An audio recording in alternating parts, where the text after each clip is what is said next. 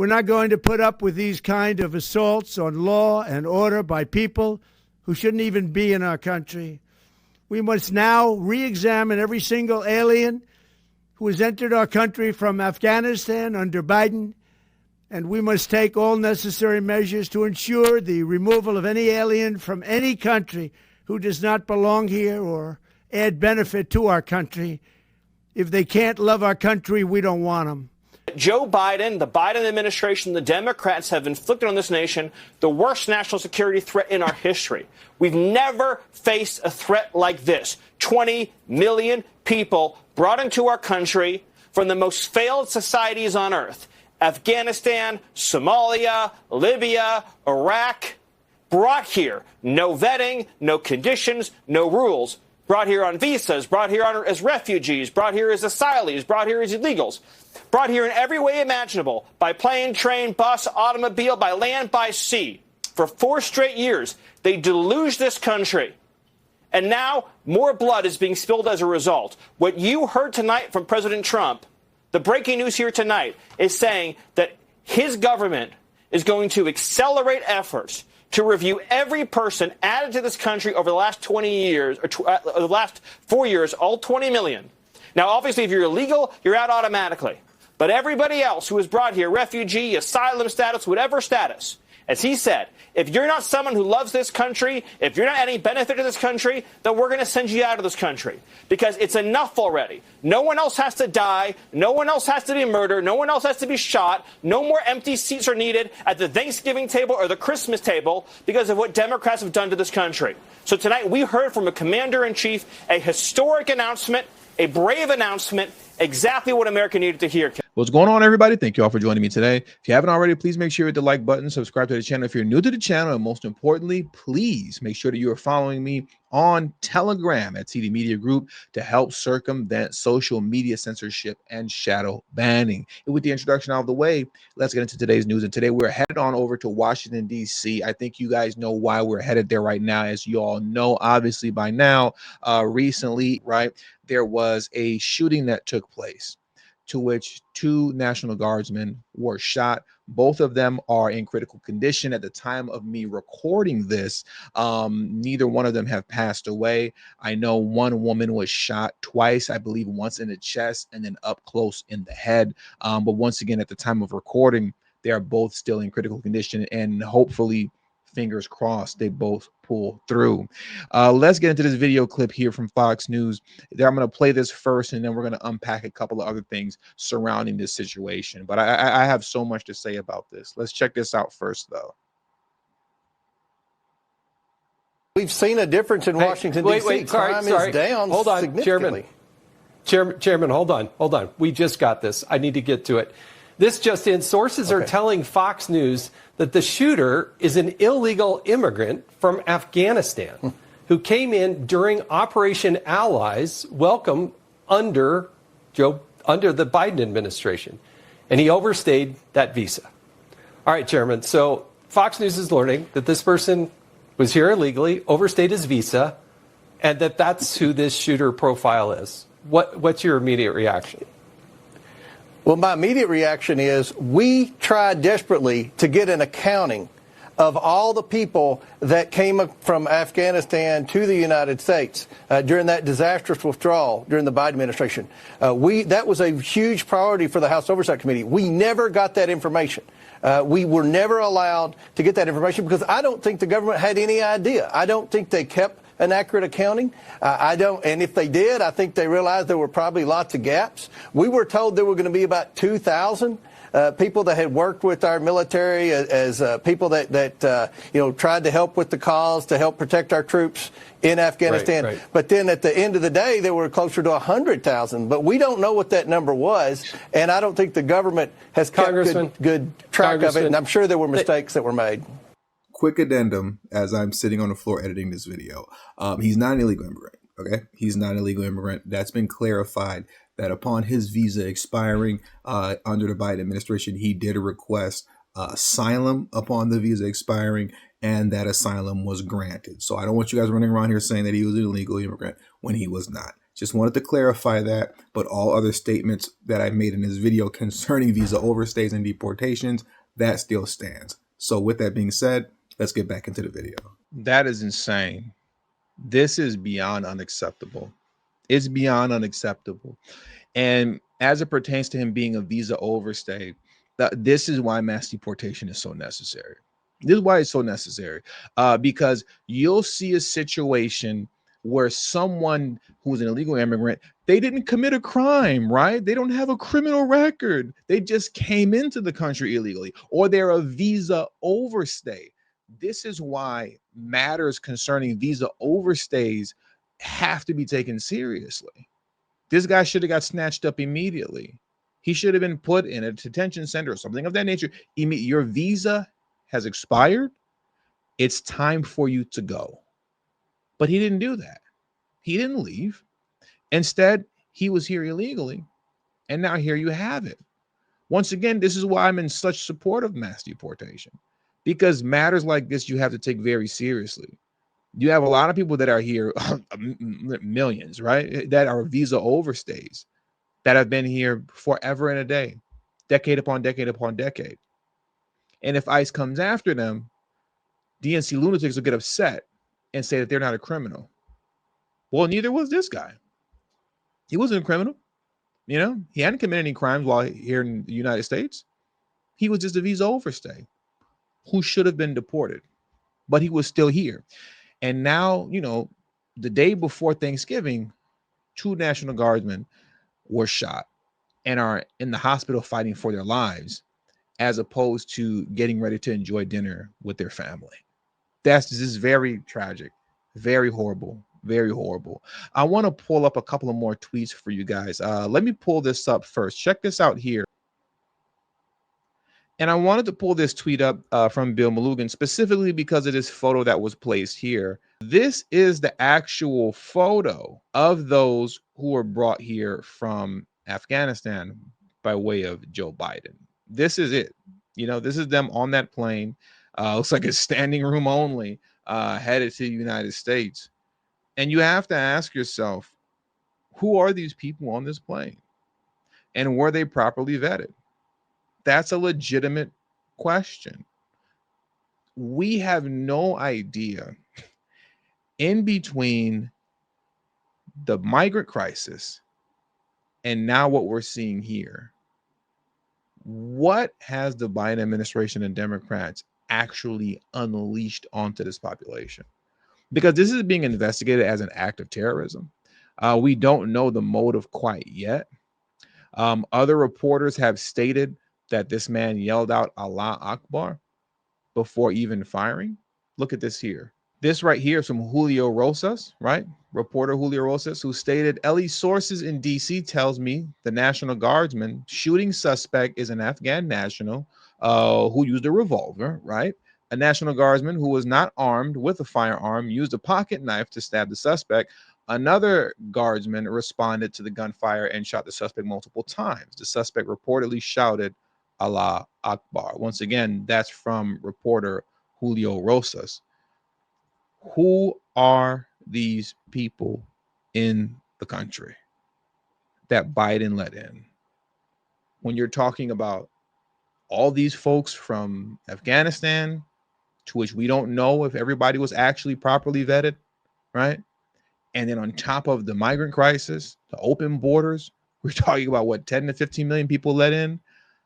I'm not trying to fearmonger, but it's legitimate to ask these questions concerning the safety of Americans coming off of Biden and Harris.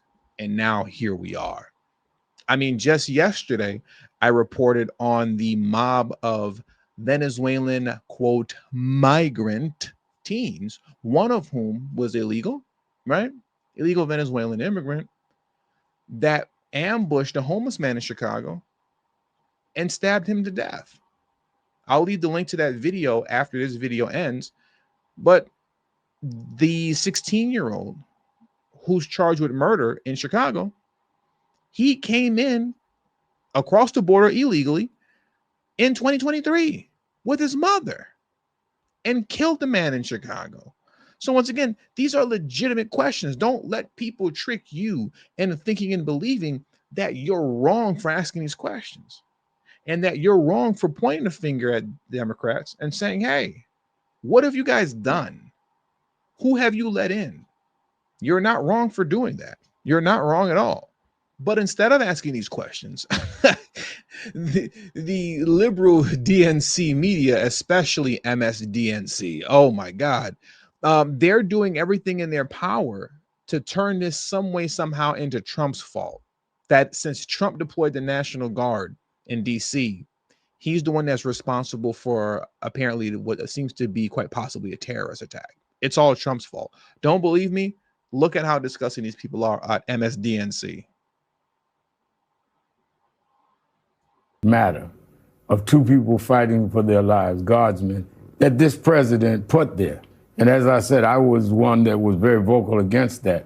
But I'm not going to belittle the fact that their lives are at stake to get into a back and forth with the president. I can say that if I'm a member of their families, I don't want to hear what he's saying about Honduras right now. I want to pray that these two guardsmen who were ordered there and who we're being told by the mayor was ambushed, make it through. And all of this about sending in 500 people, what does that have to do with where we are now? I think that we've got to, those of us that have been opposed to the president's policy, show that we're not going to morally match him by going down to a level of insensitivity. There are two people fighting for their lives on Thanksgiving Eve. And it just seems ironic to me that people that pardoned people assaulting police officers are now talking about how they're going to uphold and look up to the people in the building. People in that building were beat January 6th. The deployment of the National Guard and Trump setting them out there to keep DC safe has nothing to do with why they were shot. Have you even heard anything negative about the National Guardsmen in Washington, DC? You haven't heard about any misconduct. You haven't heard about any abuse. You haven't heard about anything negative. I don't think I've ever even heard of the National Guard in DC arresting anybody. They're there just like as a preventative measure, just so as they're patrolling the streets and standing on corners. If you're thinking about committing a crime, hey, don't forget we're here. They're put there as a deterrent. They're not even the ones that are arresting anybody. Most of these guys, and I've done videos about this in the past, they're picking up trash. So this idea that it's even a debate that somehow this could be Trump's fault for putting the National Guardsmen out there when the people don't want them there, and that this could be a reason for why this happened, is completely ludicrous. And I want to play this video clip next where they specifically address what I'm talking about right now, where they're having this debate as if it's relevant. Look at this here. Felicia Ashley has given us some good reporting about their role in Washington, D.C. since August, because it has been contentious to some. There are plenty of people who did not like the National Guard being here in the city. We don't know if that's the case as to why this person acted the way they did, talking about the gunman. But nonetheless, as Michelle, as you've pointed out, this is a struggle that's been going on in cities across the country right now, where there is a lot of pushback from some, others welcoming them with open arms, but about sending the National Guard, as the president would like, to multiple cities to try and, what he says, cut down on crime. I was in Portland, Oregon, just earlier this month, reporting on some of the pushback there, as members didn't like the idea, members of the political parties there didn't like the idea of the National Guard coming in. But Memphis, Chicago, there are plenty of other places where there's a genuine debate, and you can only imagine that that debate is going to get much stronger and intensify over the next few days. And then the quick reaction from Pete Hegseth over at the Pentagon, the Secretary of War, to say, okay, we're sending 500 more National Guard into Washington, D.C. in light of what just happened, shows you that there certainly won't be a scaling back. Yeah. And there shouldn't be a scaling back. They should amplify. There should be 500 more. Good on Pete Hegseth. Why wouldn't you put more out there? We're looking at a potential terrorist attack that took place, potentially. That's what is being investigated as. We don't know if that's what it is for sure. We don't have a clear motive. But yeah, I'm putting more military men out there. Are you crazy? I'm going to scale back now. I'm going to remove them from the streets now. And you want to turn this into some sort of a debate over whether or not they should be in the streets in Chicago and New York and DC and all these other places. It's completely ludicrous. Why don't you debate and have a conversation about the fact that all of you MSNBC, CBS, ABC, Democrat news stations, and DNC lunatic politicians and supporters in general, why don't you guys have a debate on the fact that you're the one that let all these people in? I do video after video after video where I give you the name of body after body after body of those who lost their lives from those who shouldn't even be in the country to begin with. And now here we go with another video. And that's never the topic of discussion with these people.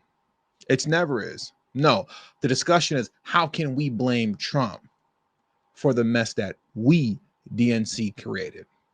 Every time, they're always trying to find a way to blame Trump for the hell that they've unleashed onto the country by way of opening up the border with mass illegal immigration. And now this here, all via Joe Biden, all via the Democrat Party.